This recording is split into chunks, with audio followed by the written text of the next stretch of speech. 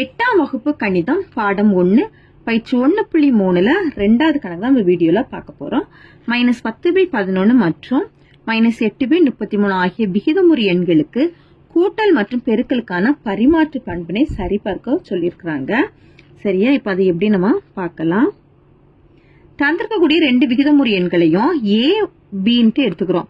A வந்து -10/11, B வந்து -8/33 எடுத்துக்கிறோம். சரியா, இப்ப நம்மளுக்கு கூட்டலும் பெருக்கலுக்கான பரிமாற்று பண்பு நம்ம சரிபார்க்க சொல்லியிருக்காங்க. நம்ம ஃபர்ஸ்ட் கூட்டலுக்கான பரிமாற்று பண்பு சரிபார்க்கலாம். கூட்டலுக்கான பரிமாற்று பண்பு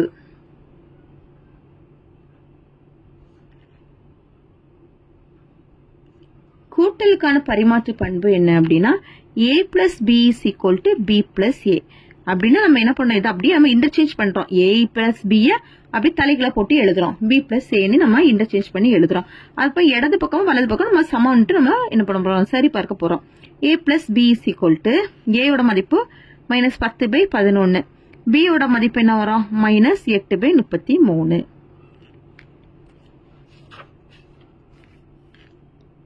இப்போ இதுக்கு மீச்சமா கண்டுபிடிக்கலாம். கண்டுபிடிக்கும் போது ஒண்ணுல என்ன பண்ணலாம் அப்படின்னா இது மாத்தி மாத்தி பெருக்கிக்கலாம் பகுதியை.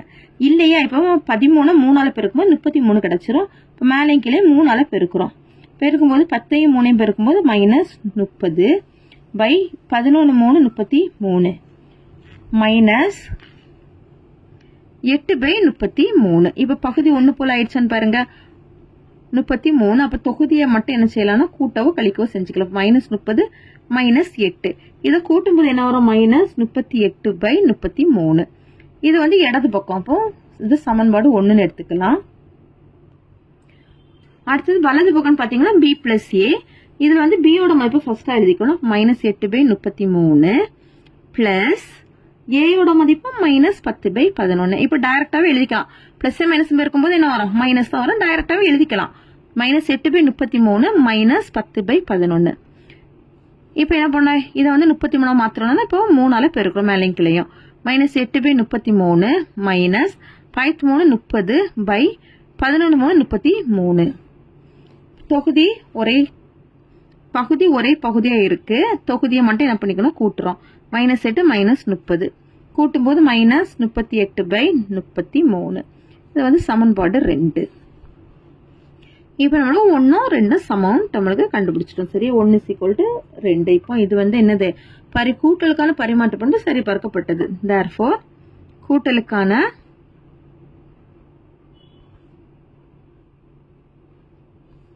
பரிமாற்று பண்பு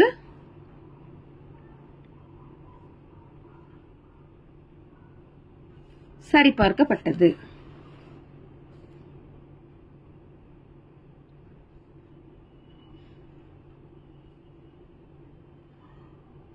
அடுத்தது பெருக்கலுக்கான பரிமாற்று பண்பு.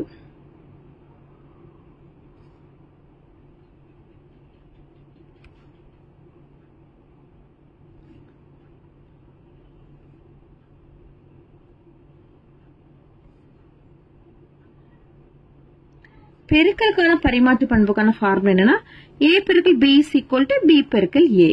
இப்ப A பெருக்கல் B is equal to A யோட வேல்யூ என்னது, -10/11 பெருக்கல் B யோட மதிப்பு -8/33.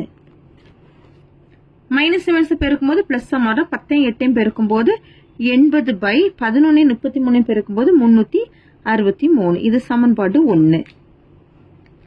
அடுத்தது B into A is equal to, இல்ல B ஃபர்ஸ்ட் எழுதிக்கிறோம். -8/33 பெருக்கல் அடுத்து A எழுதும்போது -10/11. மைனஸ் பிளஸ் 8ஐயும் 10ஐயும் பெருக்கும்போது 80/33ஐயும் 11ஐயும் பெருக்குனா 363.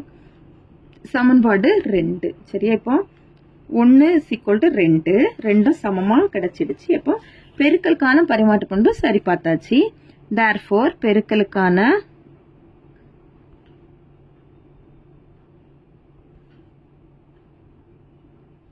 பரிமாற்று பண்பு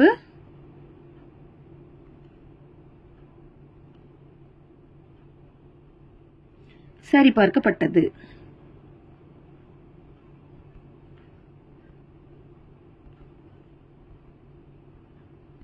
அவ்வளவுதான் இந்த கணக்கு. தேங்க்யூ.